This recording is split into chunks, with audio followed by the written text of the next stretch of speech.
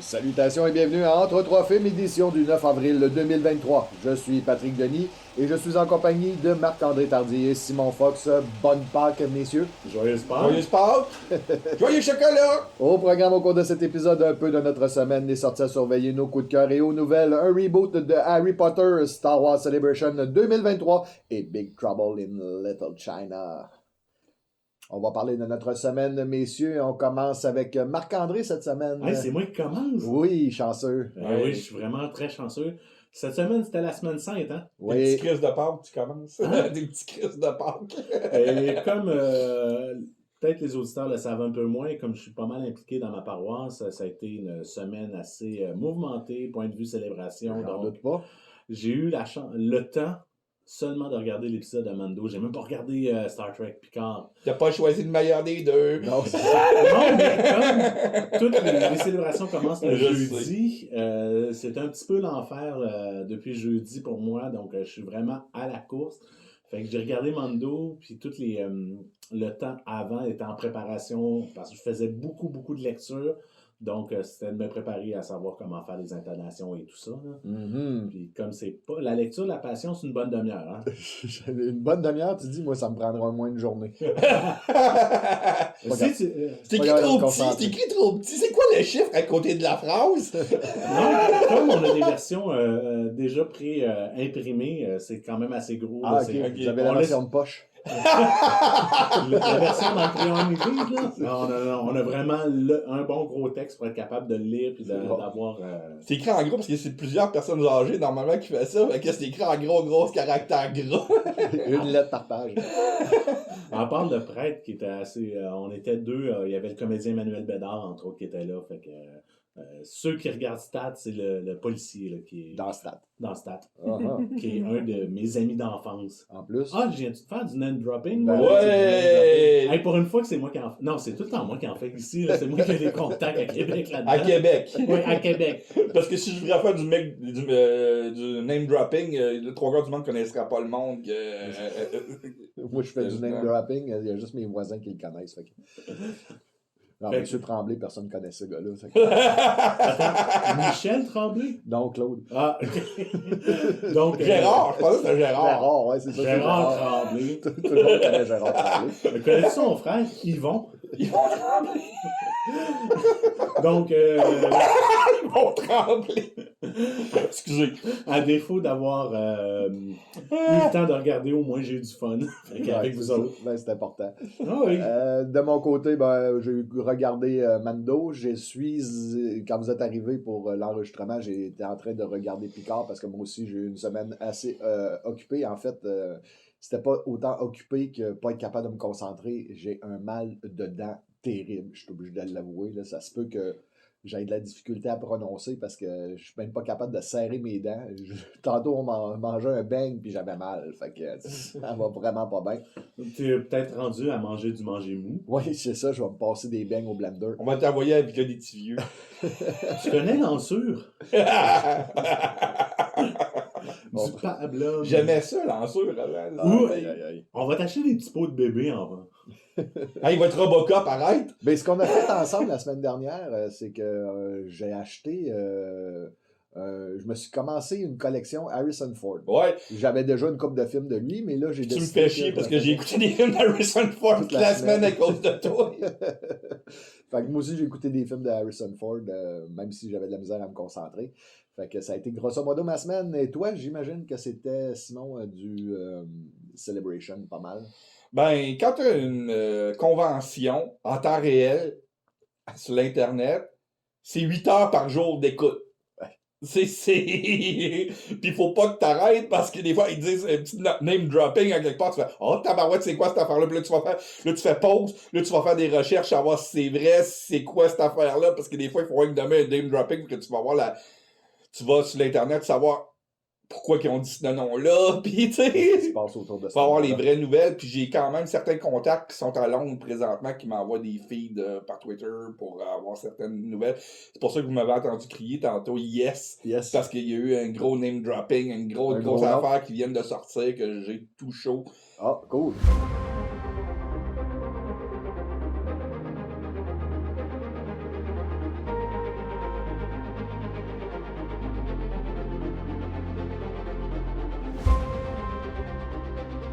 va y aller avec les bandes annonces que nous avons partagées cette semaine sur notre page Facebook de Entre trois films. Marc-André, qu'est-ce qu'on a? Attachez votre tuque, on en a beaucoup partagé cette semaine. Puis des très intéressants. Oh, oui. Ouais. On a Marvel's Secret Invasion qu'on a partagé. C'est un projet que ça fait longtemps que j'ai hâte de voir qu'est-ce qu'ils vont faire.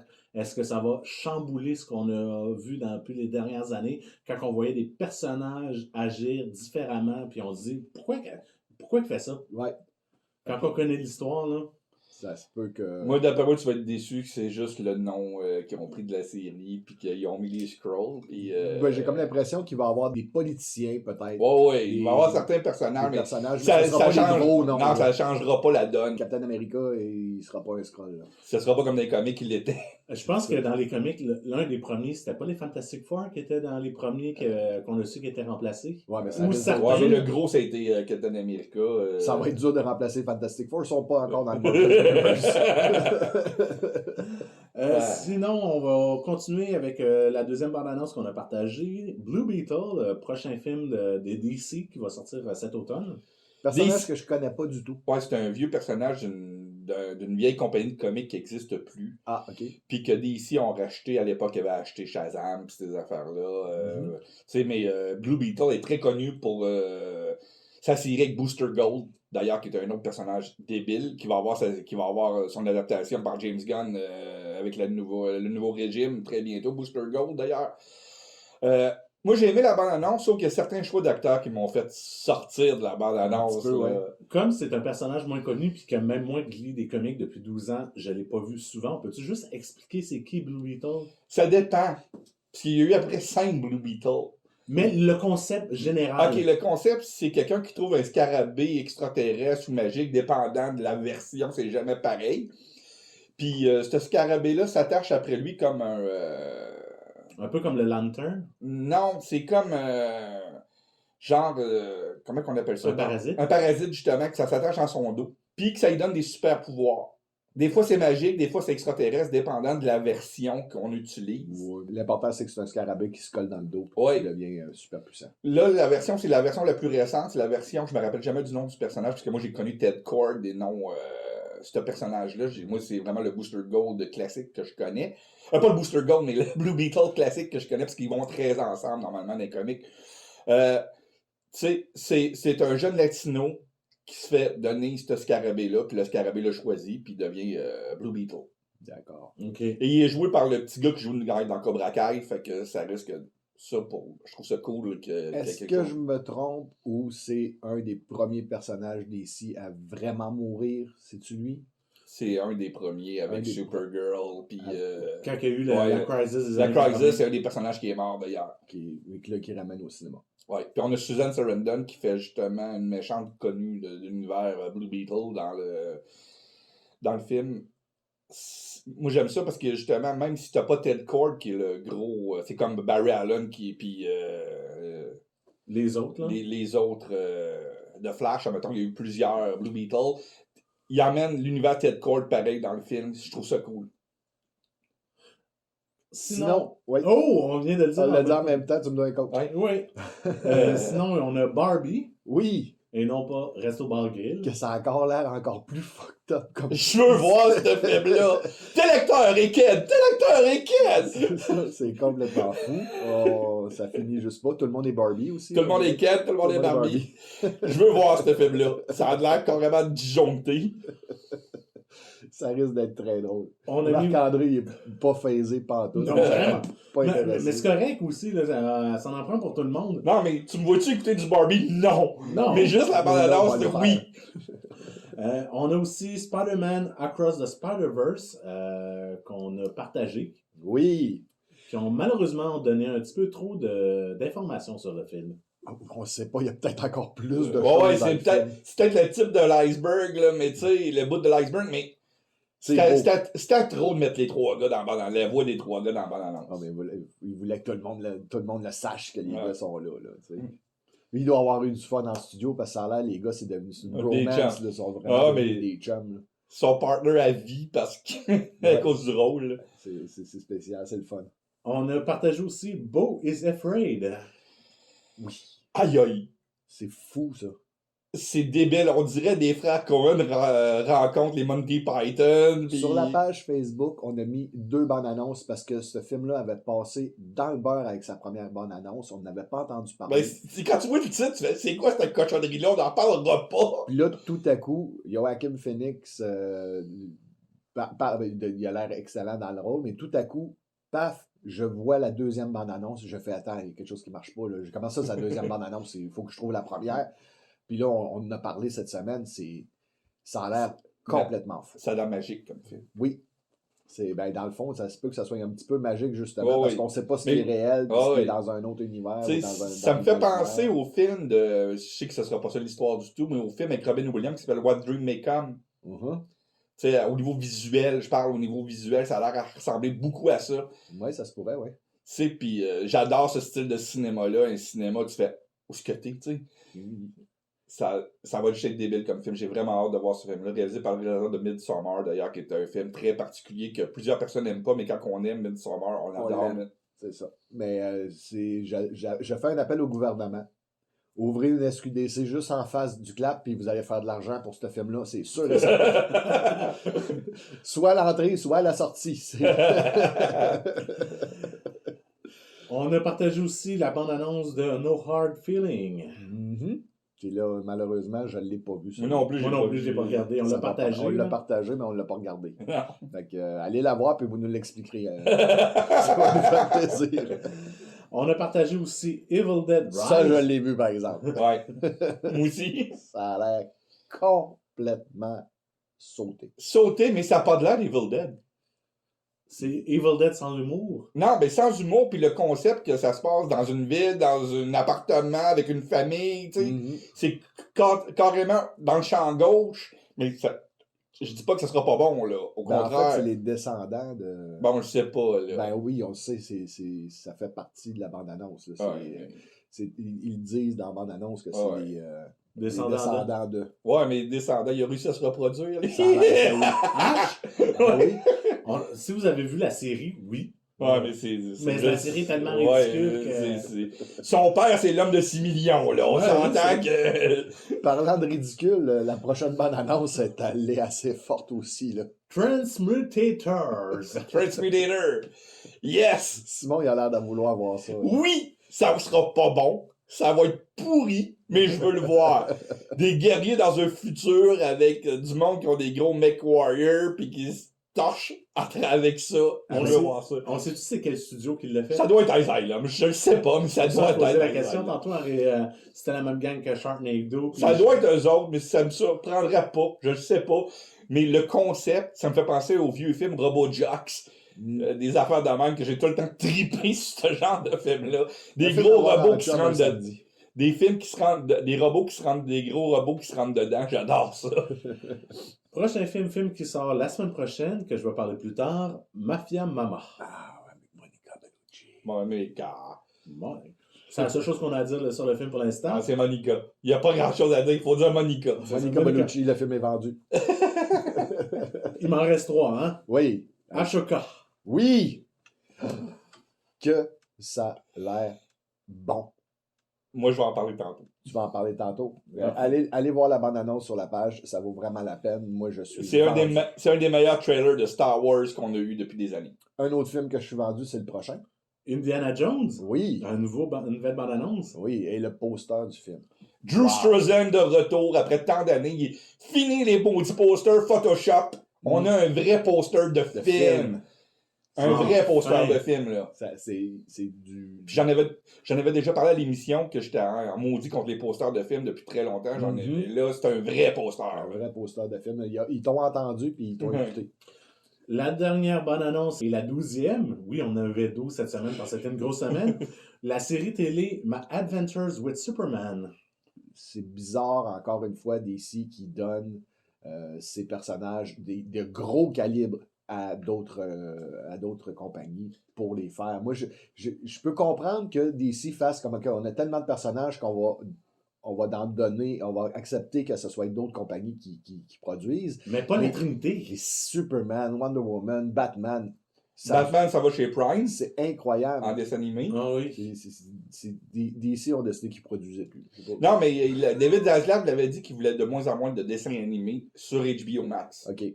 Fait que, tu sais, tant qu'à perdre de l'argent, on va produire, on va vendre le produit, puis on va se faire du cash. On va pareil. faire de l'argent. OK, d'accord. Surtout que le site de...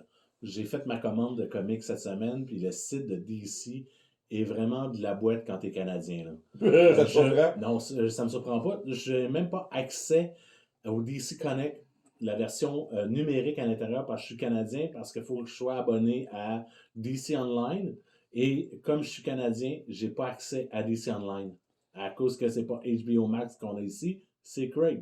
Je vais donner un petit truc pour le faire. NordVPN. Non, il y a un truc plus simple que ça. Non, j'ai quand même 2-3 autres endroits que je peux aller. Get Comics, c'est les autos. Ouais, je sais. C'est le deuxième que je vais. C'est très illégal, mais t'es autos. Non, mais moi, c'est parce que je me cherche une commandite. NordVPN. ExpressVPN. Mais je l'ai papier, fait que c'est juste un petit peu plus long que de faire un copier-coller. Là. C'est juste plate. Non, ça, c'est ça. C'est vraiment de la boîte pour le Canada. Donc, c'était les sorties à surveiller. Pas les sorties, mais les bandes Les annonces. bandes annonces. Ouais. Merci beaucoup, Marc-André. On est fébrile, on a beaucoup trop de chocolat dans le corps. Pas encore commencé. On va maintenant y aller avec les nouvelles et on commence avec Disney qui va se mettre à déléguer aussi. Oui. Durant le shareholder holding meeting, pour tous les actionnaires de Disney, il y en a 4 par année. C'était le premier à Bob Iger en tant que nouveau président. OK, oui. Nouveau et vieux président. Le vieux nouveau. Ou le vieux. Il a annoncé qu'il y avait certaines franchises qui pourraient passer de main. Pas passer de main, qui allaient garder le contrôle, mais qui allaient léguer à d'autres. Soit à Peacock ou à Netflix, ou qui étaient ouverts aux discussions. D'accord. Mais ce ne sera pas une franchise genre les classiques de Disney. Ça ne sera pas Star Wars ni Marvel. Ça serait peut-être les séries ou les franchises qu'ils ont racheté quand ils ont acheté Fox. Exactement. Tu sais, Die Hard. Faire une série télévisée de Die Hard. OK. Et qui vont garder leur gros canon pour eux autres. Oui. Puis distribuer. Alien. Tu sais, des affaires trop violentes pour eux autres, peut-être. Là, tu sais. Ah oui, ben oui. Parce Pour qu'il- garder l'image Disney, dans le fond. Oui. Tu sais, parce que Touchstone ont fait des affaires très violentes. Hollywood Pictures aussi, qui ça appartient à Disney. Tu sais, Fox. Ouais. Ils ont des. Tu sais, Predator. Oui, ils ont fait un film dernièrement de Predator. Ils sont pas rendus propriétaires de. Comment on appelle ça dans Usual Suspect. Non, ça c'est Universal. C'est Universal, excuse-moi. C'est Universal avec Fox. Oui, Fox ont des liens, mais MGM, puis c'est compliqué à cause de Polygram Pictures. C'est très compliqué. Il y a des films comme ça qui sont un peu comme La Tour Infernale. Ah oui, des au trucs niveau comme ça. droit, tu sais, j'ai les droits de distribution en Europe, moi j'ai les droits de vidéo en Europe, moi j'ai les droits de streaming en Amérique, tu sais. Il y a certains films de même là, que Ouais, ça c'est... devient compliqué. Puis au Canada, c'est tout Crave. On va-tu péter notre coche sur Crave? Oui, à toutes les fois. Non, mais moi c'est ma coche contre Belle, plus au complet. Là. Mais je sais pas si c'est vraiment de la faute à Bell Ben, autant qu'au CRTC. ouais. Bell fait juste profiter du fait que le CRTC n'a pas de couilles. Ouais. C'est pas compliqué, là. Ou Bell a acheté le CRTC. Moi, je pensais plus la deuxième option. Est-ce que je viens de dire ça, moi? Oui, tu viens de le dire. Dans le stand-by it. Non, pendant cette affaire-là, pendant le shareholding, il y a eu une vidéo promotionnelle par Dwayne The Rock Johnson Oui. qui a annoncé qu'elle allait faire Moana ou Viana en français. T'es content, hein, Marc-André? Je l'ai dit en français. Ben, merci. Moi, ça me dérange pas de la façon que tu le dis. C'est moi qui vais les dire en Non, français. mais de toute j'ai façon. jamais compris pourquoi qu'on changeait un nom Viana, ça n'a aucun rapport. C'est pour ça que je l'ai dit. C'est Moana, c'est Moana. Ouais, C'est c'est moi. Moana. C'est comme Buffy et Bichette. Non, ça, c'est dans le film. Quand tu écoutes le film, c'est Buffy le titre. Oui, je sais. Sauf que Dans le film, il l'appelle Bichette. T'sais, le film s'appelle Buffy tueuse de vampires, Oui. mais dans le film, c'est Bichette. Il y a des choses comme ça qu'on comprend pas. Là. Quand C'est à s'affûter avec les lèvres. Ouais. je peux comprendre quand tu as un personnage comme Xander qui vont l'appeler d'un autre nom en français, parce que c'est pas un nom commun pour les francophones, mais Quand t'as Buffy puis Bichette... On s'entend que Xander, c'est juste le diminutif d'Alexander. Ouais, ou d'Alexandre, tu sais. Il a annoncé que Moana, qu'elle allait produire avec sa compagnie de production qui ont produit Black Adam, Blablabla.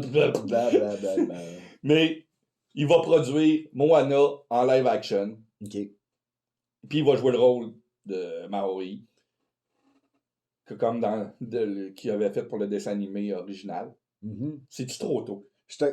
Moi, je trouve ça trop tôt. Ben, moi, je suis curieux, par contre.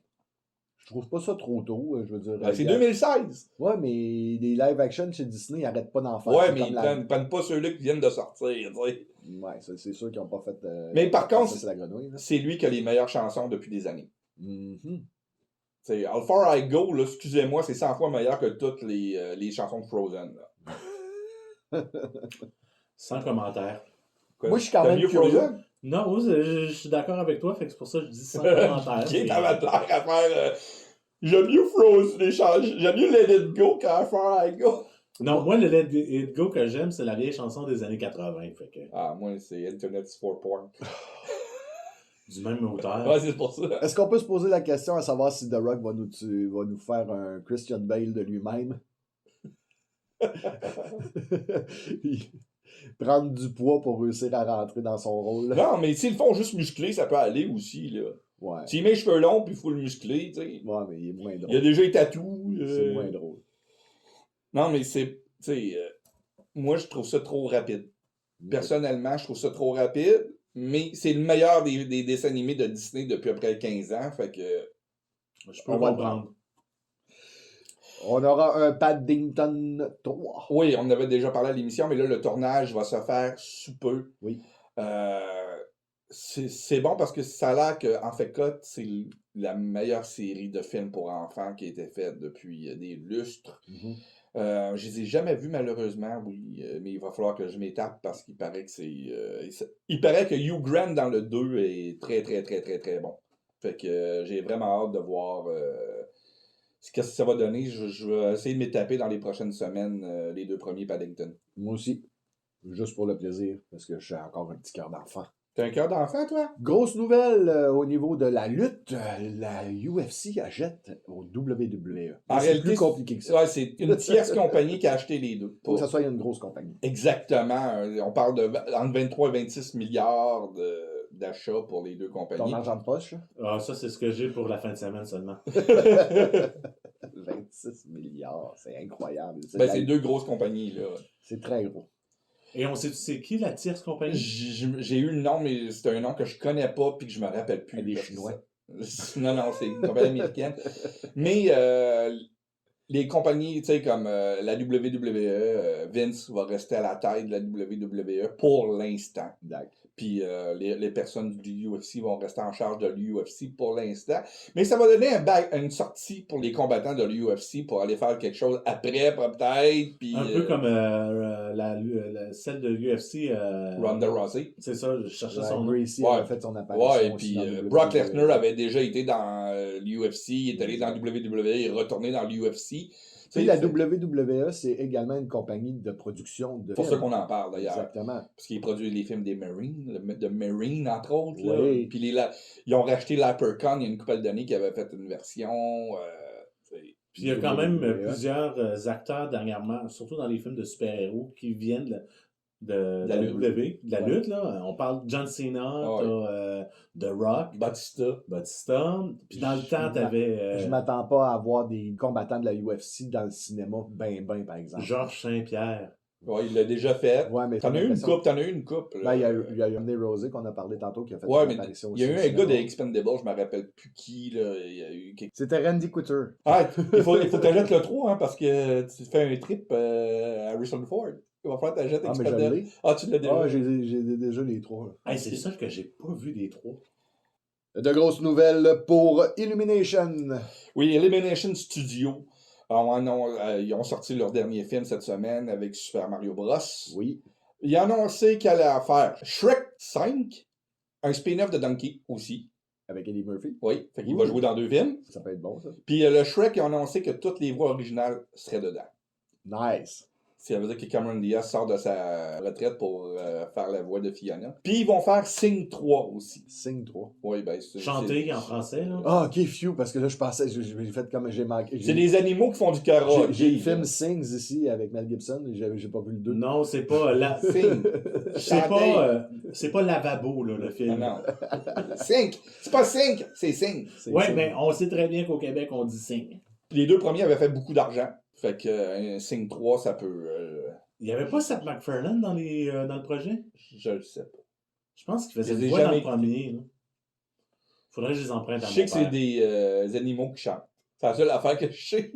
Parlant de chansons, la trame sonore de Guardian of the Galaxy 3 risque d'être épique. Oui, James Gunn a sorti une liste Spotify avec les nouvelles chansons.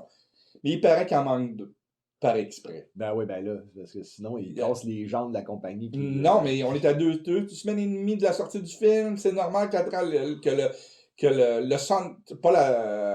le score, mais que le soundtrack sorte. Ouais. C'est tout à fait normal. On est dans le temps qu'il faut que ça sorte.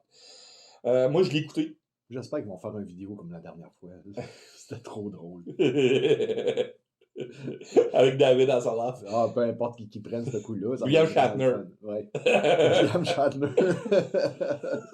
Il reprend son Rocketman. Ouais, mais il en a fait d'autres aussi. Ouais, Il y a je des- sais. il y a des- je pense qu'il y a 5 albums. Malheureusement, fait beaucoup. Je pense qu'il y a un album avec Léonard Nimoy en plus. Léonard Nimoy, il a fait des albums lui tout seul Lui des tout années seul. 70. On a juste à penser à Bilbo Baggins. Ben, qu'il avait c'est fait. sur un de ses albums. C'est excellent, ça, cette là. Non, non, c'est moins d'être excellent, arrête. Tu viens de dire que tu l'avais écouté. Oui.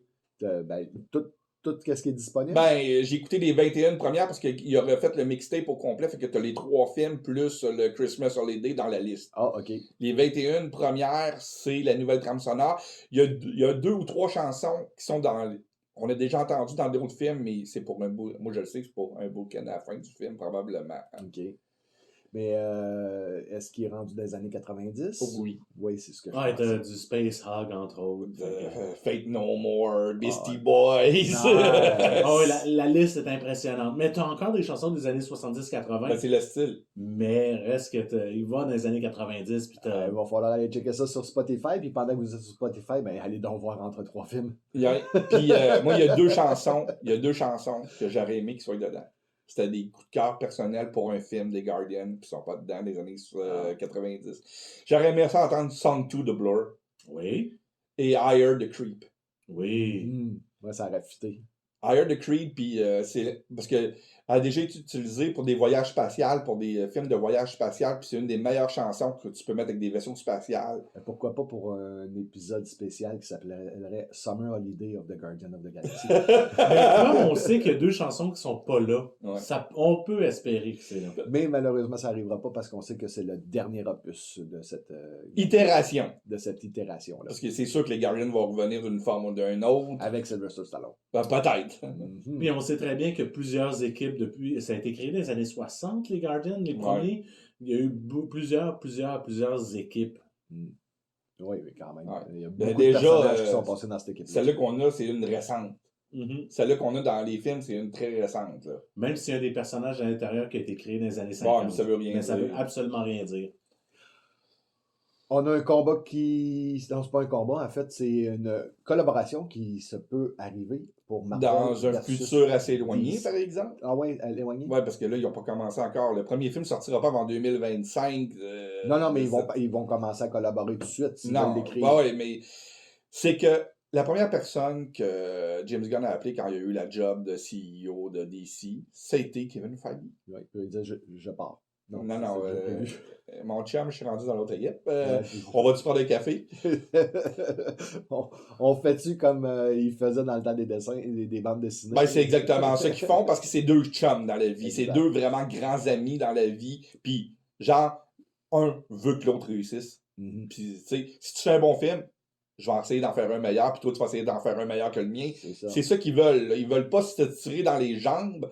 Puis, James Gunn a dit, vu qu'on est amis, on peut, la porte est toujours ouverte à peut-être un jour avoir un Marvel versus DC.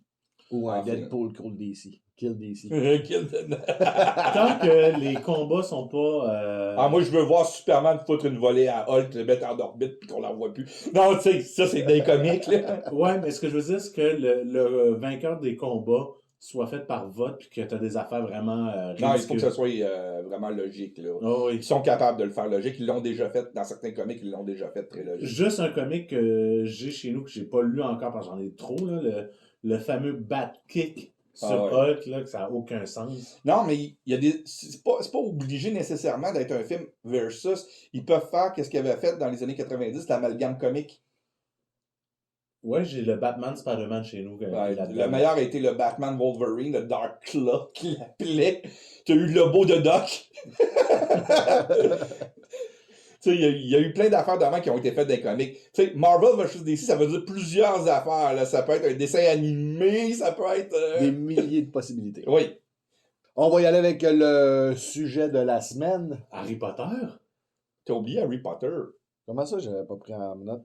Ah oui? Ben, je vais la faire, la nouvelle. Je vais la dire vu qu'on a commencé. Je l'avais pas pris, oui. On a complètement passé par-dessus Harry Potter. HBO Max puis Warner Bros. Sont en pourparlers pour rebooter complètement Harry Potter en série télévisée de 7 saisons. Ça veut dire une saison par livre.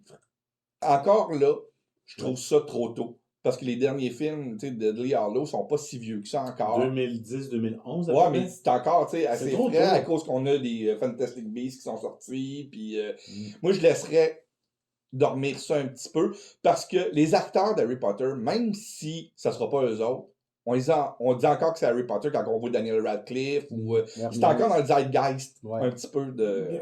On a déjà le problème que j'entends avec certaines personnes de mon entourage, avec Spider-Man, qu'il y a eu 3 Spider-Man en 20 ans. Là. Oh oui. Avec, moi, ça me dérange pas personnellement, mais pour le commun des mortels, ça peut être... C'est comme Batman. Oh, oui.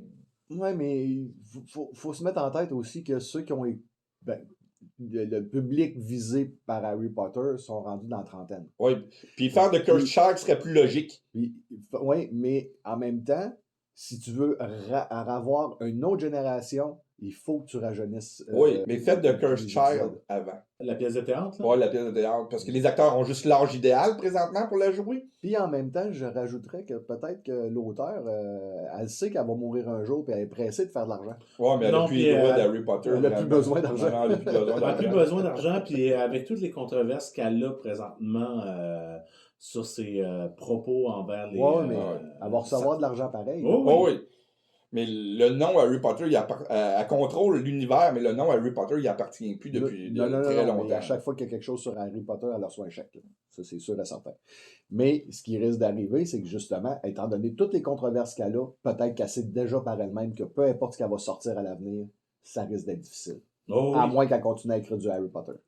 Parce que même ces livres pour adultes, ils ont de la difficulté à sortir parce que le monde sont braqués sur ses propos sur les trans, sur la communauté LGBTQ+. Fait qu'elle a une vache à lait, puis elle va essayer de la traire. Exactement. On l'est rendu au bloc de ce qui s'est passé cette semaine. La grosse nouvelle, la grosse affaire cette semaine pour les geeks, c'est le Star Wars Celebration 2023. Donc, la célébration 2023 de Star Wars.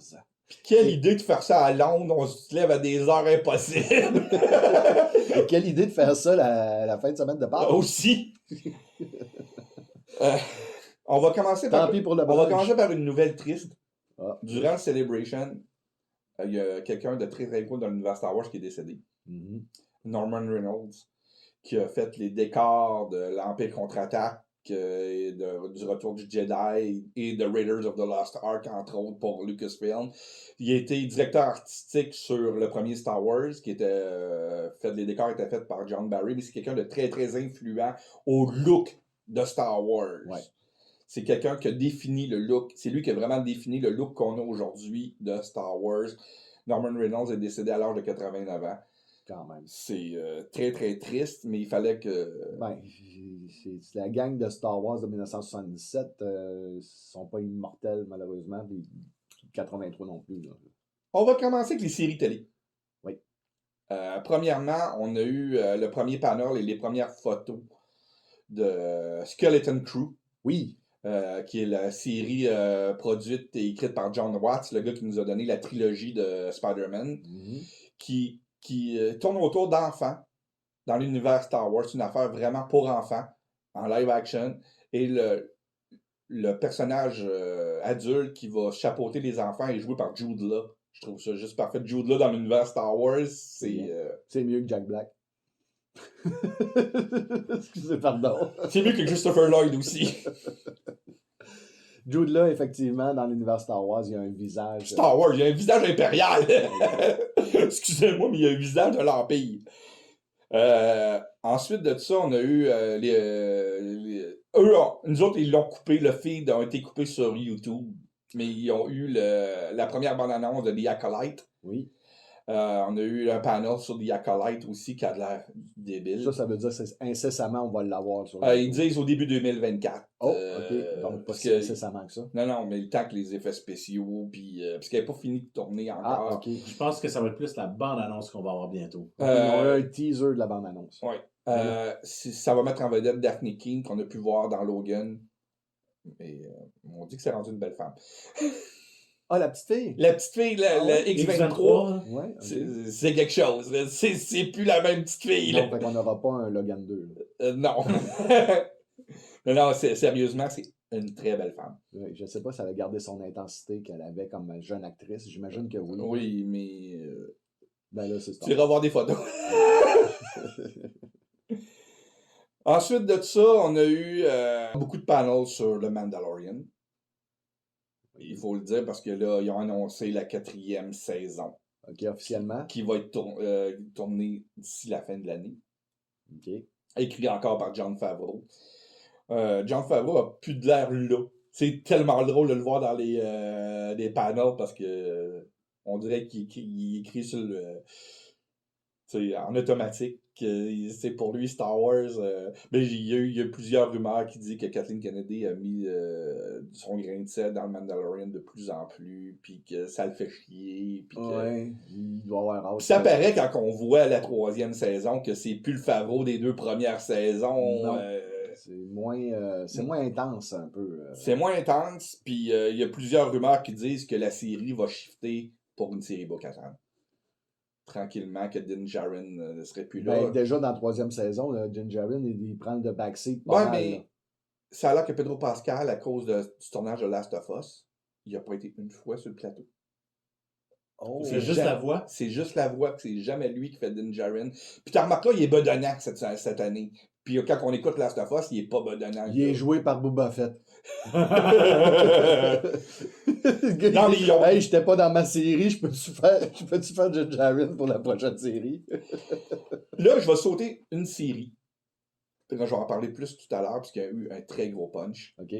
On va sauter dans les films. Oui, OK, parfait. On va sauter dans les films avec The Mandalorian, The Movie. Hein? Réalisé par Dave Filoni, qui va sortir après la 4e saison. Donc en 2026. À peu près, le temps qu'il le fasse, là. Ça va conclure l'univers de cet univers-là, du Book of Boba Fett, d'Ashoka, du Mandalorian. Donc on risque de tout voir. Ça va être un Avengers de ce monde-là. Ah, ça peut être le fun. Oui. Ça dépend comment que ça va être fait. Là. Avec Star Wars. En autant que le Canadien reste loin. L'autre film, c'est un film qui se passe 25 000 ans avant A New Hope. Parce que je vais revenir sur le film, parce que j'ai comme peur qu'avec Kennedy qui sera aux commandes de ça, que Ashoka va finir avec Bo-Katan. Non, mais... c'est Disney, mais pas à ce point-là. Kennedy, il y a des grosses rumeurs que son lit de mort. Ben, ça fait 1 an qu'elle est sur son lit de Non, mort. mais là, ça a l'air qu'après Indiana Jones, ils attendent qu'Indiana Jones sorte pour annoncer qu'elle est out. Puis ça paraît sur un des projets aussi qu'elle met comme des bâtons dans les roues de Disney en voulant aller chier, je m'en vais. Je m'en vais, ouais. Fait que je plage pas à la toilette. Ouais, mais c'est pas ce film-là que je parle présentement. 25 000 ans avant, la genèse des Jedi. Oui. Réalisé et écrit par James Mangold. Ouais, tu m'en avais parlé, ça, ouais. James Mangold va réaliser et écrire un film. Ça veut dire qu'il ils ont confiance en Indiana Jones, parce que tu vas pas donner un film de Star Wars à quelqu'un qui vient de faire un film pour t'accompagner de production si le film est pas bon. Non, ben, les autres, surtout, ils l'ont vu, là, Indiana Jones. Ah oui, ben, ils l'ont vu, il a sûr, été certain. filmé, ça fait 2 ans et demi qu'il est filmé, là, Indiana Mhm. Jones. Là. Tu sais, il fait qu'ils ont donné à... Et il donne une carte blanche. Oui. Puis c'est un bon auteur. Tu sais, regarde, c'est un des 5 meilleurs réalisateurs travaillant à Hollywood présentement avec Denis Villeneuve, Christopher Nolan, Steven Spielberg, Ridley Scott. Tu sais, James Mangold, c'est un A+ director. Là. C'est quelqu'un que tu veux avoir avec toi. Puis s'il il est confortable à travailler une autre fois avec Lucasfilm, C'est que c'est des bonnes nouvelles. tant mieux. C'est des bonnes nouvelles. Là, on va parler de l'éléphant dans la salle. Il y a la grosseur de studio. Non, mais Ah, ok, non. l'affaire des toilettes là, que je parlais tantôt. Oui. On va avoir le droit au retour de Ray Palpatine. Rise of the Skywalker. The Return. Un film sur le New Jedi Order.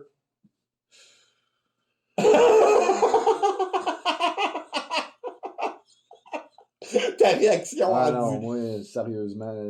Réalisé par une... je vais essayer de trouver le nom dans ma liste. Ben, je suis content pour Daisy Ridley. Elle va avoir une job. C'est tant mieux pour elle, mais Réalisé par une parfaite inconnue. une Pakistanaise. Oui, mais ça, c'est pas grave qu'elle ait n'importe quelle race. On Non, s'en non, mais fout. c'est une Pakistanaise.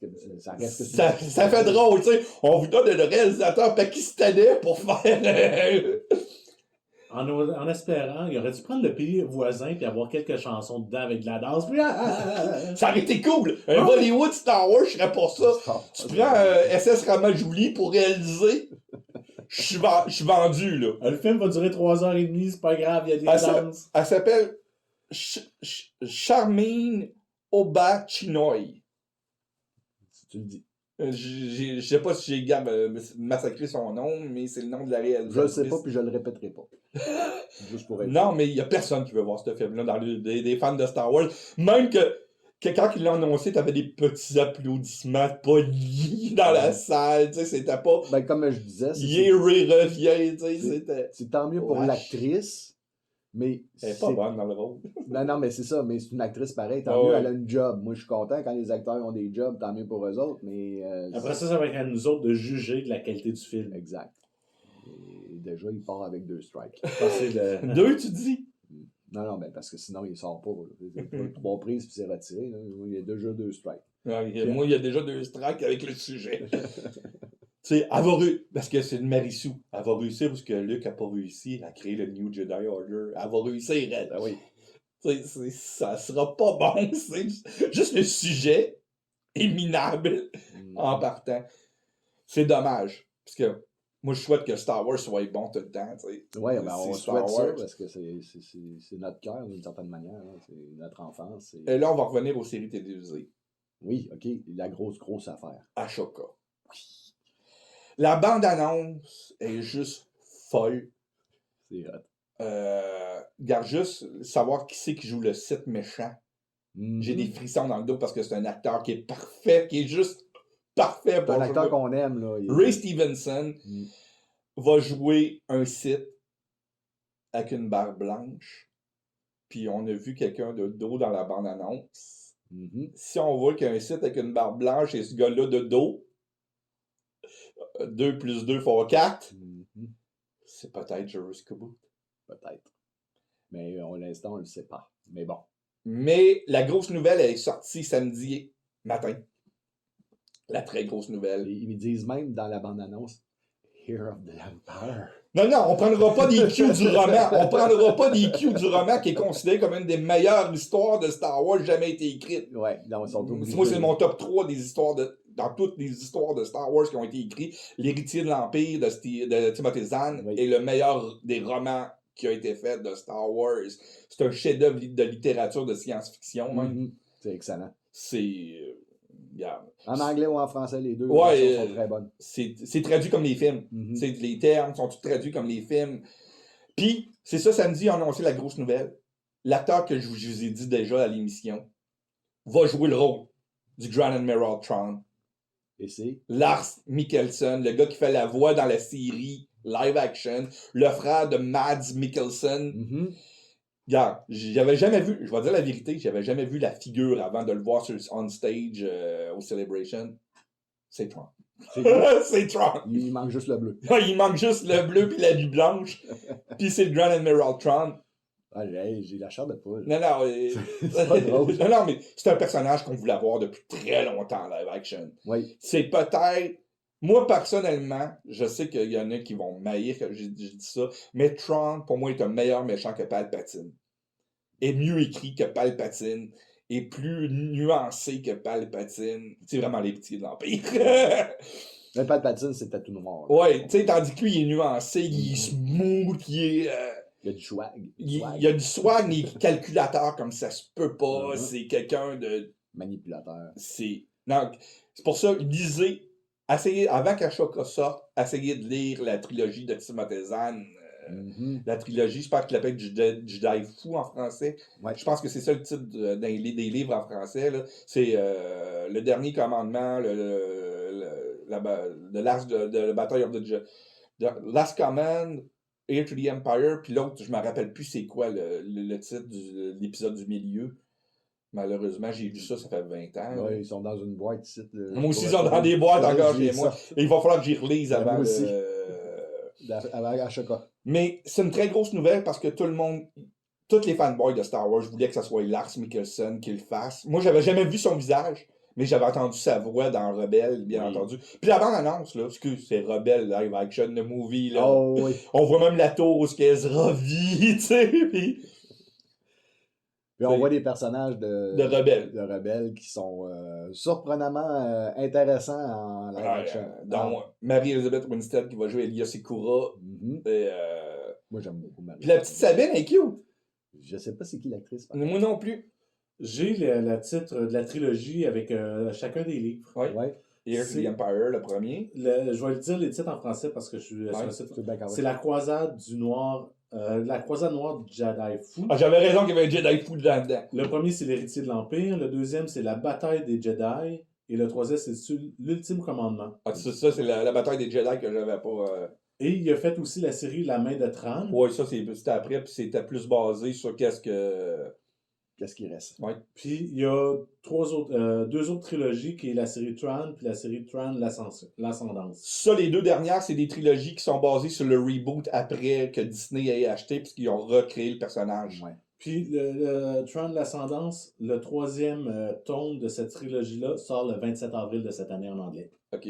D'accord. Fait que continuez 2018, 2019, 20...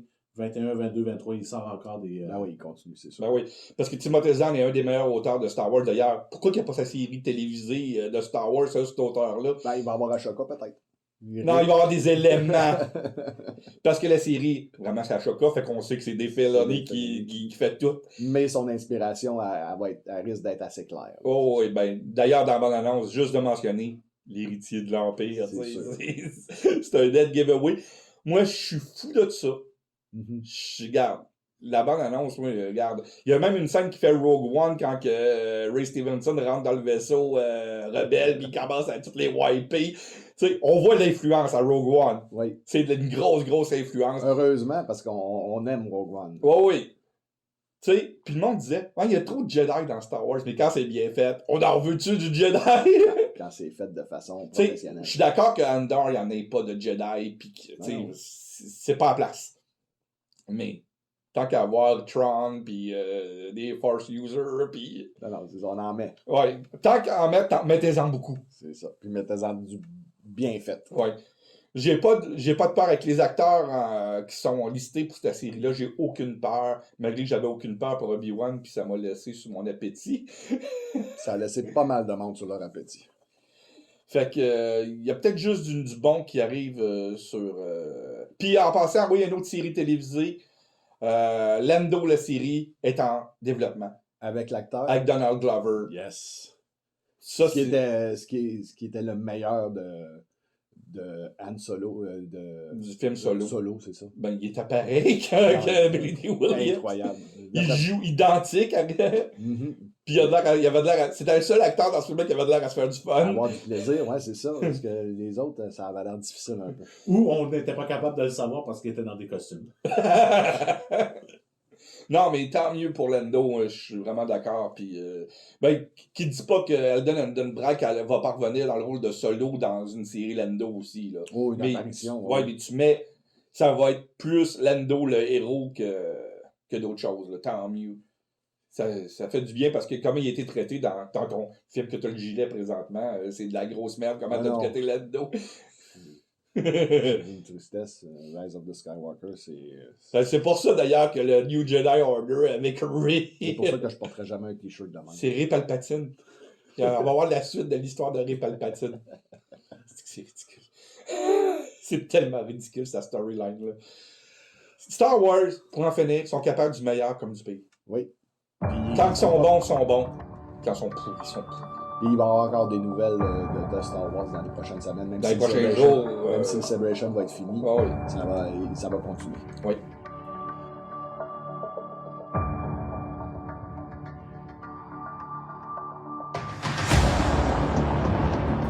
On y va maintenant avec le club vidéo, messieurs. Et cette semaine, un film qui est compliqué. J'avais marqué le titre.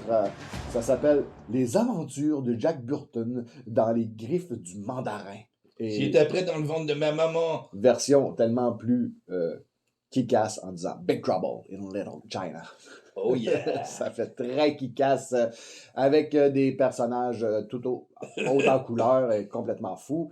Un acteur qu'on aime beaucoup, qu'on avait vu dans... Un réalisateur qu'on aime beaucoup. Un réalisateur qu'on aime beaucoup et tu vas nous en parler, tiens, Simon. Jack Burton avec le Pork Chop Express. C'est le nom de son véhicule en passant. L'Express, le Côte de Port Express. Côte de Port Express. Il arrive à faire des livraisons à San Francisco.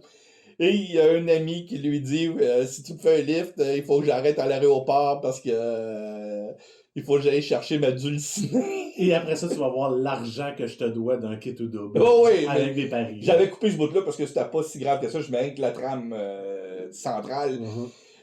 La fille est enlevée. Et l'aventure commence. L'aventure complètement folle. Dans les catacombes, les sous-bassements du Little China. Parce que le Chinatown, c'est le monde normal qui dit ça, mais quand tu vis à San Francisco, on appelle ça Little China. Ben, moi, j'ai toujours pensé que Little China, c'était à San Francisco, puis Chinatown, c'était à New York. Ouais, ben, il y en a beaucoup. Pour quelqu'un de San Francisco, c'est ça. Okay. C'est vraiment ça, la définition pour quelqu'un de San Francisco. Mais quand tu vas visiter chose, marqué Chinatown partout, parce que pour les touristes. Okay. Et c'est les bas-fonds, puis ils découvrent un crime lord avec des super pouvoirs nommé Lopan. Vieux de 2000 ans. C'est du génie. Hey, ça marche, la quota. Ce film-là, c'est du génie. Comme la quota.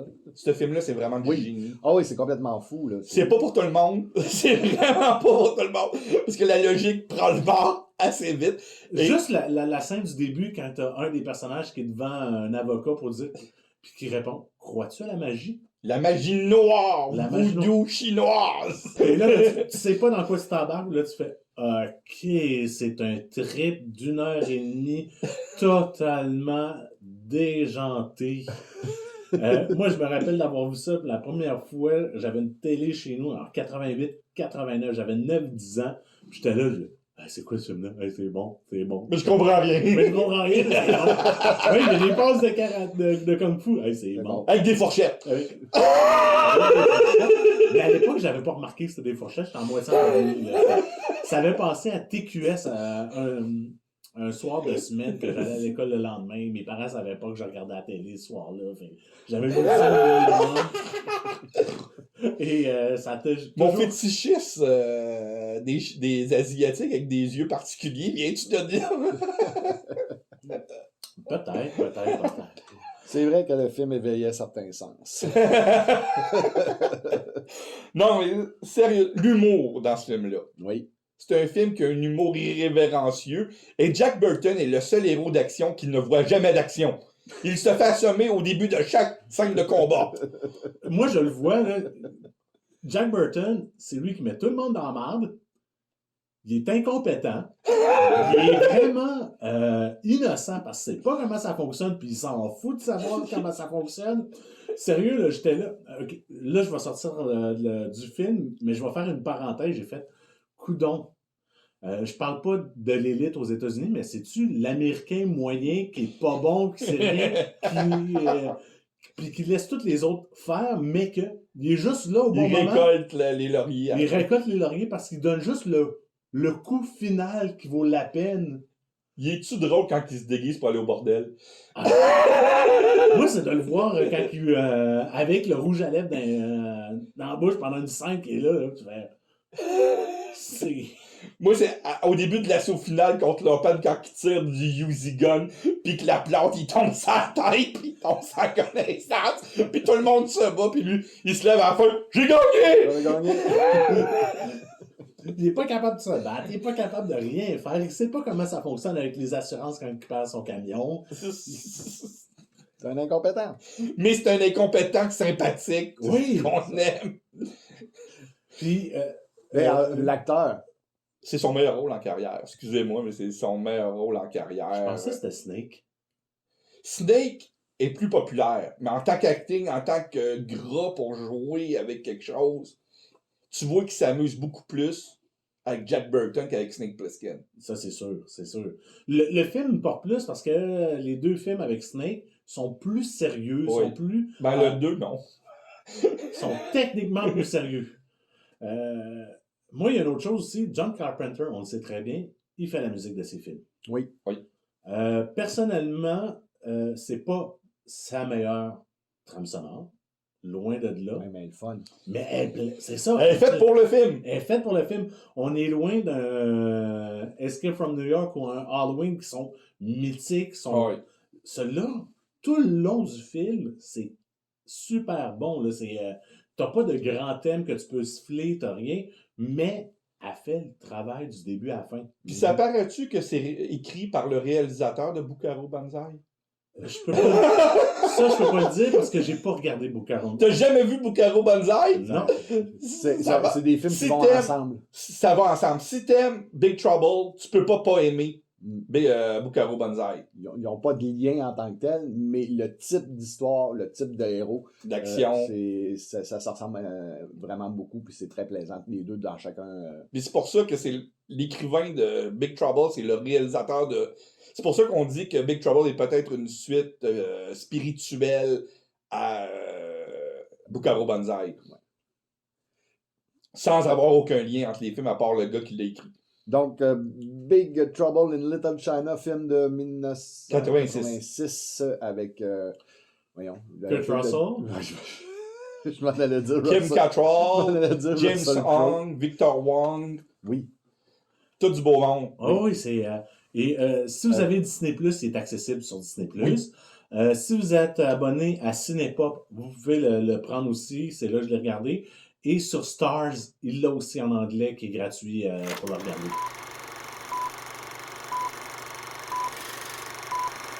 On y va maintenant avec les sorties à surveiller cette semaine. Qu'est-ce qu'on a en salle, mon cher Marc-André? On a L'Exorciste du Pape avec Russell Crowe. Ah, c'est pour ça que j'ai failli dire Russell Crowe tantôt. Il me semblait aussi, au lieu de dire que Russell, j'avais Russell Crowe dans la tête. C'est à cause de toi. Ben, C'est à cause de tes sorties. ouais, c'est de ma faute. Regarde, j'ai le dos large. Fait que... Non, mais Ça a l'air particulier. Mhm. Ça a l'air bien. Moi, Ouais. Un bon petit film d'horreur à petit budget avec un grand acteur. avec un acteur qui est très compétent. On a Renfield, qu'on avait parlé dernièrement avec Nicolas Cage. Hey, Ouais. j'ai des frissons. Les séquences où ce qu'on voit Nicolas Cage jouer les séquences de Bela Lugosi de Dracula de 1931, c'est du bonbon. Mhm. Dans la bande-annonce, tu fais, ils n'ont pas refait ces scènes-là. Si j'ai bien compris l'histoire, c'est Renfield qui est l'assistant, Le sous-fifre. le sous-fifre, l'esclave, Ouais. d'une certaine manière, de Dracula, La Goule. qui Ouais. va voir un psychiatre, parce qu'il y a un psychologue, parce qu'il y a des problèmes de... Il y a une relation malsaine avec son boss. Puis il va expliquer grosso modo ça à son psychologue, puis c'est ça qu'on suit. Là. Ouais. Ça risque d'être assez disjoncté. On a un film d'animation japonais qui s'appelle Suzum, un film de Makoto Shinkai. Félicitations. Merci. Ouais. Tu as réussi à dire ça, félicitations. J'ai pas réussi avec mon nom pakistanais tantôt. Je me suis pratiqué cette semaine parce que j'ai eu quelques trucs à l'église assez compliqués. Je t'en ai parlé en s'en venant dans l'auto. Là. Très bonne prononciation. J'essaie de m'améliorer là-dessus. Là. Oh, c'est une référence à un film, ça. Très bonne prononciation. Ouais.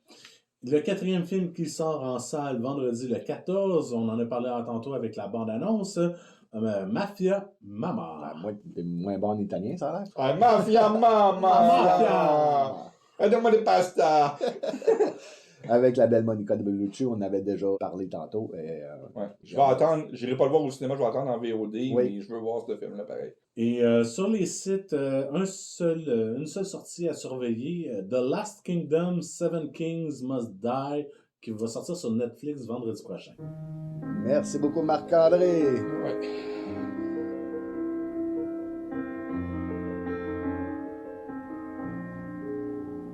Les coups de cœur de la semaine.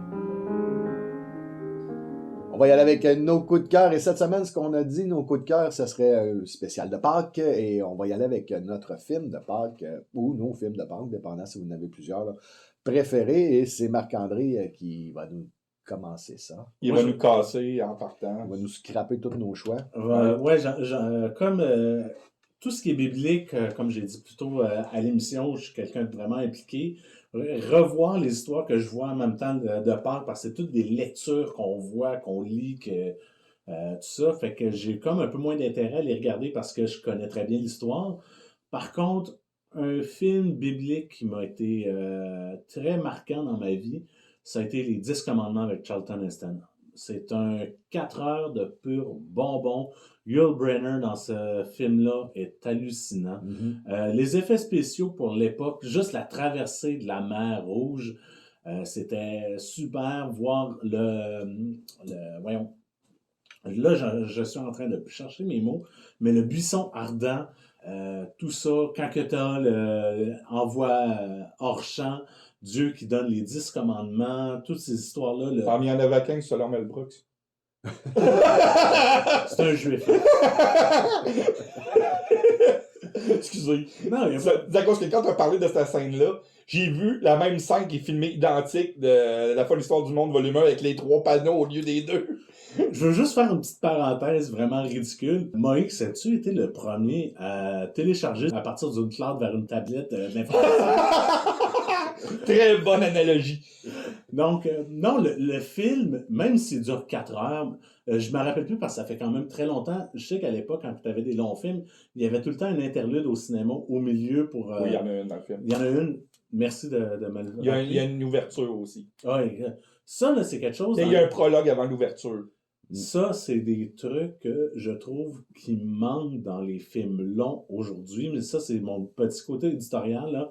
Quand tu as un film de 3h30, 4h, d'avoir un interlude de 15 minutes musical, que tu es là, tu regardes, c'est marqué interlude. On appelle ça un roadshow movie dans le milieu.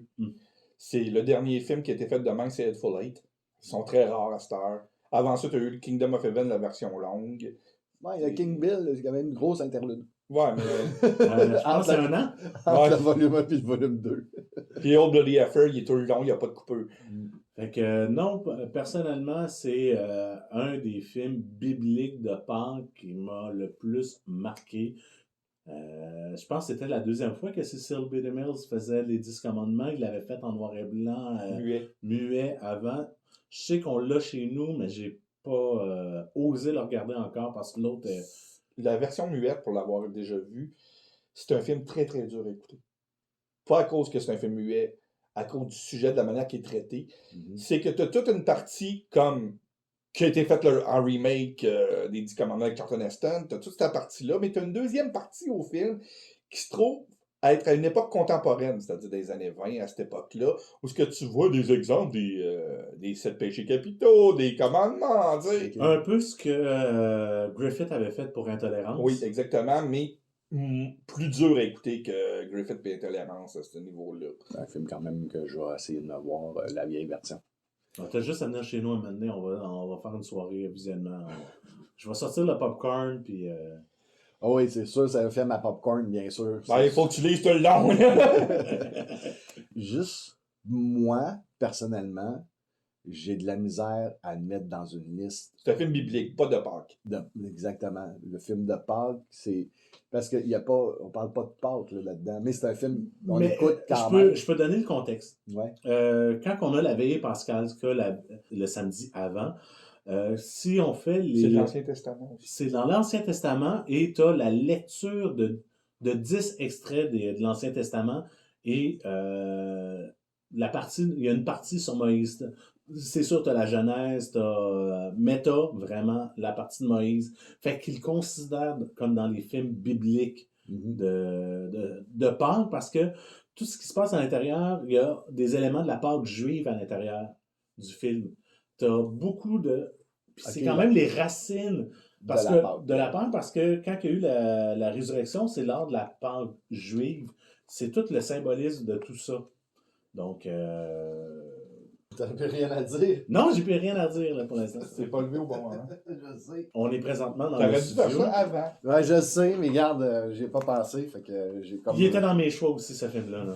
Parce Oui. que ça, c'est pas un film de Pâques non plus. Moi, mon Oui, film... ça se passe à Pâques. Ça, c'est un vrai film de Pâques. Ça, c'est un film de Vendredi Saint. Non, Oui, mais ça rentre quand même de la fin de semaine. Pâques, c'est la fin de semaine de Pâques. Là. C'est un triduum pascal. C'est vraiment c'est plus que le vendredi. Ça commence au dimanche des rameaux, Oui. les festivités. Fait que quand on veut arriver d'un point de vue biblique de Pâques, c'est vraiment à part du dimanche des rameaux jusqu'au cinquième, jusqu'à pas l'ascension, mais je cherche mes mots en ce moment. Tu as l'ascension, puis la semaine après, c'est quand que l'Esprit Saint arrive aux disciples. C'est là que ça se termine. Ça a fini le dimanche, il était beurré le vendredi, puis il s'est réveillé le dimanche hostie. J'en ai viré tout. Fait que si on veut vraiment parler de Pâques d'un point de vue religieux, c'est 40 jours avant Pâques et 40 jours après Pâques. Ça dure, c'est une période de 80 jours. Trop long pour moi. T'en manges-tu du chocolat en 80 jours? Je sais même pas le carême. Personnellement, j'en ai 2 films de Pâques pour moi que je vais regarder ce soir, en fait, à Pâques. C'est le premier, The Last Temptation of Christ, qui pour moi est parfait pour la Pâques. J'ai adoré ce film-là. C'est un gros vidéoclip avec la musique de Peter Gabriel, l'acteur Eric Idle qui est... Ah, moi, je suis pas capable dans ce film. J'adore Eric Idle, mais dans ce film-là, spécifiquement, je suis pas capable. Ah, moi, je le trouve super bon. Moi, de voir... je ne reconnais pas le Jésus, image que tout le monde est habitué de voir, mais je reconnais l'espèce d'essence. Oui, ça. Mais c'est Eric Idle mon problème dans le film. Ouais. C'est Eric Idle à cause, quand tu l'écoutes, ce gars-là a un accent de Brooklyn dans ce film-là. Ouais, il y a ça. C'est des affaires de même. Puis, tu n'as pas mentionné le meilleur rôle de tout le film. David Bowie? David Bowie dans le rôle de Ponce Pilate. Là. Qui s'en lave les mains. Ouais. Il s'en lave les mains. Non, mais... c'est pas... c'est plus... L'apparition, moi, personnellement, beaucoup de monde n'ont pas compris ce film-là. À chaque fois, ça me jette à terre. Que le film s'appelle La Dernière Tentation, puis le monde, ils font comme Jésus, il meurt pas sur la croix. Non, c'est pas ça. C'est vraiment, c'est ça la dernière tentation. C'est de se libérer de là, puis il voit sur la croix ce qui va arriver au monde. Ça qu'il aurait pu arriver. Oui, carrément. C'est ça. Puis il a le pouvoir de le faire, de sortir de là, parce que c'est quand même le Fils de Dieu. Fait qu'il peut le faire, puis le diable le tente en lui disant, regarde, tu pourrais le faire, fais-le, puis c'est ça qui va arriver. Tu vas vivre avec Marie-Madeleine, tu vas avoir toutes ces affaires-là. Puis lui, à la fin de sa vision, il fait comme, non, je veux être l'agneau. Je veux être sacrifié. Puis c'est comme ça que le film finit. Il finit en mourant. C'est pas vrai ce que le monde disait que non, je sais pas pourquoi que le monde, il pense qu'il meurt pas. Ceux qui ne comprennent pas la fin. Ils comprennent pas le film. Non, c'est ça. Puis ils voient que c'est une relecture de la passion. Oui, mais c'est pas écrit nulle part, cette tentation-là. Non, mais c'est une extrapolation. Là. Mais c'est ça. C'est une recherche de caractère. Mais il y a du monde qui ne veulent pas qu'on touche à ce genre de texte-là, que c'est ça. On ne peut pas essayer d'extrapoler.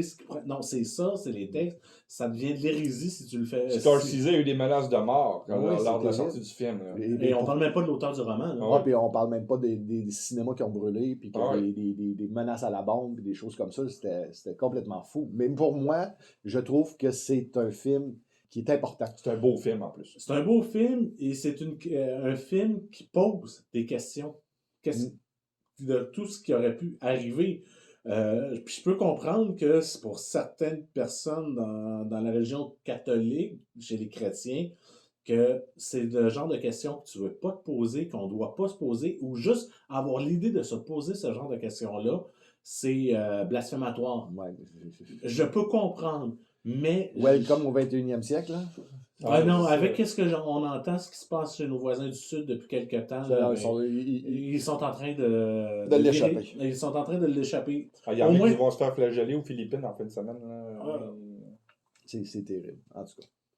C'est 50 pays, les États-Unis, puis on peut pas tous mettre les Américains Non, non, dans le même Alors, paquet. je parlais le des panier. Philippines, moi. Mais dans certains États, Ouais. dans certains comtés, il y a des choses qui se passent avec Pâques, avec d'autres choses, que c'est pas notre sujet de prédilection ici. Non. là. Ah, Mais il se passe de quoi aux États-Unis, puis ça va brasser. Là. Oui. Puis le deuxième film que je regarde à Pâques habituellement, mais depuis qu'il est sorti, je trouve que c'est un film tellement violent, tellement dur à regarder. Puis quand on sait aussi ce que l'acteur a subi pour tourner ce film-là, c'est La Passion de Mel Gibson. C'est pas Mel Passion Gibson, du Christ. c'est La Passion du Christ, et non, mais c'est de Mel Gibson le film. Très, très violent. Mais ça, c'est quand on parlait tantôt que The Last Temptation, c'est une extrapolation. Ça, au contraire, c'est pas mal ce qui s'est passé. En réalité, ce que Mel Gibson a fait, c'est qu'il a pris l'accumulation des 4 évangélistes de toutes les souffrances que le Christ. Il a peut-être pas vécu tout ça, mais il a pris vraiment, OK, dans Saint Jean, il dit qu'il a vécu vécu telle ça. affaire, dans Saint Marc, c'est ça, dans... On va en faire un film. On va en faire un film, puis on va tout mettre la souffrance que les 4 évangélistes ont fait, ont écrit. Et tourner ça en araméen. En araméen, c'est Et en latin, extraordinaire. là, c'est vraiment en langue naturelle. Ouais. Oui, c'est pénible pour d'un point de vue visuel. Quand il reçoit ses coups de fouet, puis tu vois la peau arrachée, c'est dur, mais c'est aussi dur à lire les sous-titres tout le long du film. Non, non, moi, quand je regarde, non, ça me dérange pas vraiment parce que je décroche. Je finis par ne même plus lire. À force de l'avoir lu, maintenant, à force de l'avoir vu, je veux dire, Ouais. maintenant, je peux quasiment comprendre ce qu'ils disent en araméen. Là. Je suis pas bilingue, Non, non, mais je veux dire, à force de le voir, tu finis par ne plus le lire. Mais je mets même plus les sous-titres. Là. Question pour vous deux, est-ce que vous êtes allé le voir en salle, ce film-là? Oui, je l'avais vu en salle. Oui. C'est quelque chose de le voir en C'était salle. très difficile. J'avais été avec mon grand-père du temps. Mon grand-père du temps. T'as eu plusieurs grands-pères à plusieurs époques. J'ai eu plusieurs grands-pères, en fait, effectivement. Mais il y en avait un qui n'était pas mon grand-père naturel, c'était mon grand-père par adoption, que j'avais adopté. C'est moi qui l'avais adopté, puis je l'avais amené au cinéma voir ce film-là. Il avait trouvé ça très dur, il pleurait. C'était une personne d'un certain âge, puis il n'y avait plus de retin-bain par rapport à ses émotions. Et il y a 2 fois que je l'avais vu vraiment émotif comme ça, c'était dans ce film-là, puis dans Faut sauver le soldat Ryan, parce qu'il avait vécu le débarquement, fait que les 2 choses avait été touché là, pas mal. Puis moi, personnellement, ça m'enrage, ce film-là. Je le regarde pareil, mais ça m'enrage de voir. Que ce soit Jésus ou que ce soit n'importe quel être humain, pour moi, c'est quelque chose ça me dépasse de faire subir ça à un être humain. Ça me fait complètement capoter, ça me fait disjoncter. Qu'est-ce qui passe dans la tête du monde de faire ça? Puis ça arrive encore aujourd'hui. Il y a encore des humains qui vivent des affaires terribles comme ça. En tout cas, c'est mon film de Pâques. Un de tes 2. Un de mes 2 films de Pâques. Moi aussi, j'en ai 2. J'aime vraiment regarder ça. Après ça, on peut dire des mentions spéciales quand même. Même si Ouais. m'enrage. Ben Ouais. oui, c'est sûr et certain. Ben Parce que- Hur est une mention spéciale pour moi. Oui. je m'en allais le dire. Monty Python, Life of Brian est une mention spéciale, même si c'est une grosse comédie. Ben là, on va y aller avec ça, là, Simon. Le premier, c'est le premier film qui a été autorisé par le Vatican. Jésus de Nazareth. Oui. Jésus de Nazareth, que tout a été dit sur ce film-là. C'est long. C'est long, ça dure 6h07. Ça, c'est le format mini-série, mais 1 heure plus tard, il y a une version cinéma qui est sortie à 4 heures. Parce que oui, il est sorti en salle aussi. Mhm. D'ailleurs, je me rappelle qu'au quartier, il a passé souvent au cinéma quartier, le vieux cinéma quartier à Québec, il passait souvent la version cinéma.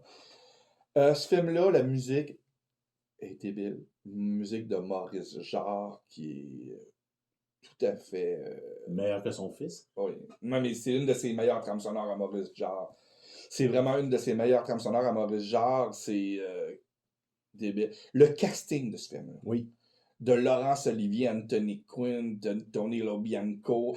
T'as tellement d'acteurs, James Earl Jones, Donald Pleasance. T'as tellement d'acteurs, Stacy Keach. T'as tellement d'acteurs différents. Des A-listes. C'était comme toutes les plus grandes vedettes de l'époque dans un film. C'est une coproduction de ITC et de Rai en Italie. Mm. Robert Powell joue le rôle de Jésus. Et des yeux. Et il ne cligne pas des yeux du film. Jamais, si vous me trouvez un frame où il cligne des yeux, ça n'existe pas. Mm. C'est une performance avec les yeux. On dirait qu'on se voit dans ses yeux de manière non, qui... c'est extraordinaire. C'est une grande performance d'acteur, ce film-là. Mm-hmm. C'est un film qui a été très, très dur. Christopher Plummer dans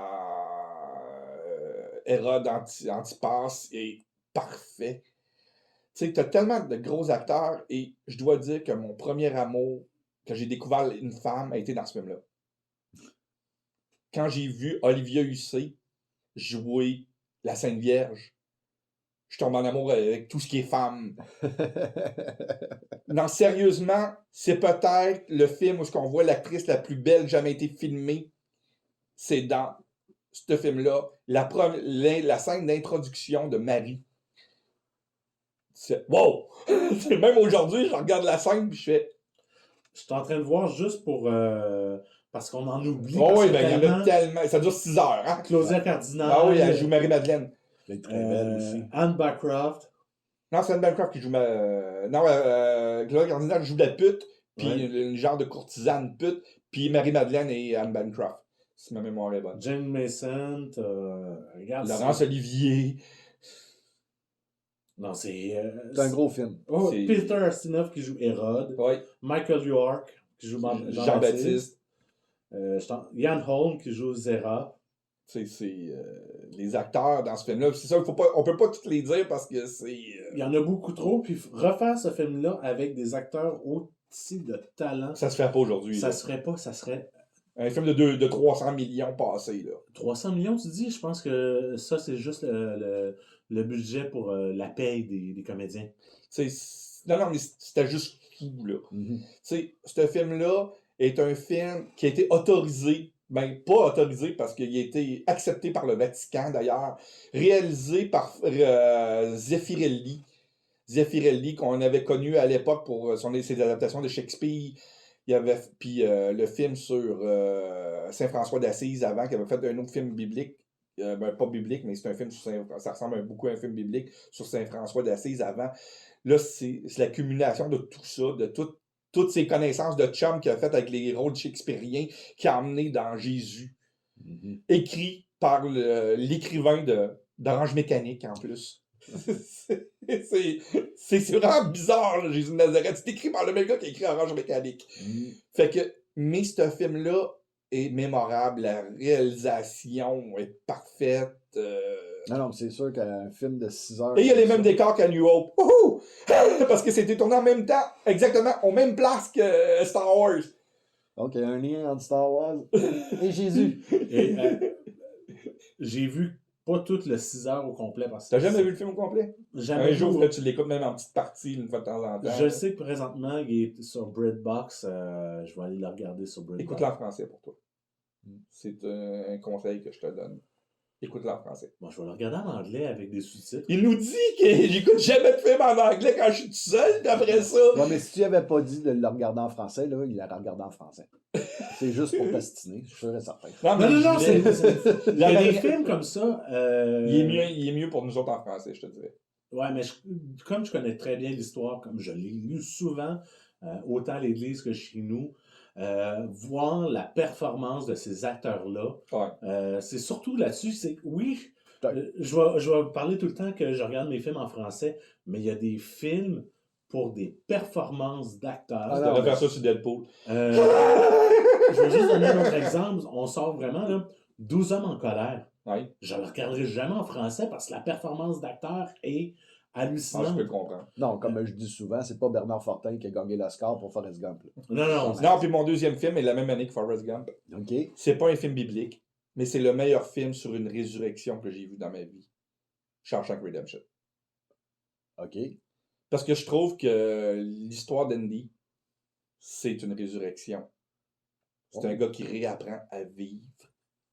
D'accord. Puis quand il s'évade de prison, il y a une résurrection, il y a une renaissance. Moi, je vois Shawshank Redemption de même. Puis je trouve que c'est le meilleur film sur une résurrection. Je pensais que tu allais Sur dire le E.T. sujet. Que j'avais fait un travail là-dessus sur les trucs bibliques dans E.T. Ah, il y en a beaucoup. Il y en a beaucoup. Mais c'est une très belle analogie, effectivement. Ça s'appelle Redemption, c'est pas pour rien. Non. Mais je pensais pas que c'était un de tes films de Pâques, moi. C'est un de mes films de Pâques parce que c'est une renaissance. C'est pas que c'est biblique ou quoi que ce soit, c'est le message. Ouais. Puis c'est pas le message de la prison pour moi. C'est le message de qu'est-ce que le personnage de Tim Robbins vit, puis tout ce qu'il endure. Il y a la souffrance autant que Jésus, un peu, parce que le gars a rien fait, puis il est en prison. Ouais. Puis j'imagine que si je le regarde, parce que je l'avais vu à l'époque, je le regarderais aujourd'hui, je verrais, OK, telle plaie, telle affaire que, comme je disais, les plaies d'Égypte, c'est telle affaire qu'il pense, telle tentation, tel ci, tel ça, tel élément, je pourrais être capable de les sortir. Oh oui. Mais c'est un film, justement, que c'est caché que ça soit une histoire de résurrection. Ouais. C'est que c'est pas évident, mais quand tu analyses, tu fais de l'analyse filmique, tu vois ça, et c'est considéré comme un des meilleurs films de l'histoire du cinéma, en partant. Puis pour moi, c'est vraiment une vraie histoire de résurrection. Une résurrection plus mentale, plus que physique. On y va avec nos mentions spéciales, Je pense qu'on en a parlé tantôt, Ben-Hur. Ben-Hur, effectivement. La plus belle histoire jamais racontée. Le Roi des Rois. Le Roi des Rois. Life of Brian, que j'ai dit tantôt, même si c'est de l'humour. Des fois, c'est le fun d'avoir un Parlant plaisir. d'humour, Peter Rabbit. C'est un film de Pâques. Un vrai film de Un Pâques. vrai film de Pâques. Un film chocolat. C'est ça. Pour nos amis qui ont été élevés un petit peu à l'anglaise, il y a Charlie Brown Special Qui est très bon. Easter. Un dessin animé. Le dessin animé très, très... Là, j'ai très un nom Pâques. qui vient de me sortir, Harvey, avec James Stewart. C'est pas un film de Pâques. Parfait. Il y a un lapin. C'est pas à cause qu'il y a des lapins dans le film. Regarde, dans l'Inner Space, il y a un lapin, mais c'est pas un film de Pâques. Là. Denis Darko, tant qu'à y aller. Ah, c'est ça. Denis Darko, c'est un film de Pâques, wow! T'as le film avec... La Bible de John Huston. Oui. Oui. La Bible de John Huston, très important. Il y a plusieurs films, surtout dans les années 50, 60. Il y a eu tellement de films bibliques. Il n'y a pas un film avec Richard Gere, Le Roi David. Le Roi David, mais ça, c'est pourri comme film. C'est un gros navet. J'ai vu des extraits Mané qui avaient passé à TVA, puis je le voyais danser, puis puis j'étais jeune à l'époque, je vais ça n'a pas l'air bon. C'est vraiment pas bon. Ouais, puis un film que j'ai vu dans plusieurs listes de sites internet qui parlait de films de Pâques à voir en famille et tout. Il y en a un que je vous déconseille. Il est dans quasiment toutes les listes, puis je comprends pas. Puis c'est Noah avec Russell Crowe. Ça aussi, c'est très mauvais. mauvais. C'est comme Le Roi David. Si vous ne l'avez pas vu, ne le regardez pas pour rien. Ça vaut pas la peine. Retapez-vous les 6 heures de Jésus de Nazareth à la place. C'est le meilleur film sur la vie de Jésus. Effectivement. En espérant que vous avez apprécié et que vous serez de retour pour le prochain épisode, vous pouvez nous suivre sur Balado Québec, Spotify, TuneIn, iTunes, Google Balado, Facebook et YouTube. N'oubliez pas de nous laisser un j'aime sur nos publications et de vous abonner à nos sites. On vous en remercie d'avance. C'était Entre trois films. Je suis toujours Patrick Denis en compagnie de Simon Fox et Marc-André Tardy. Et on vous dit bonne Pâques!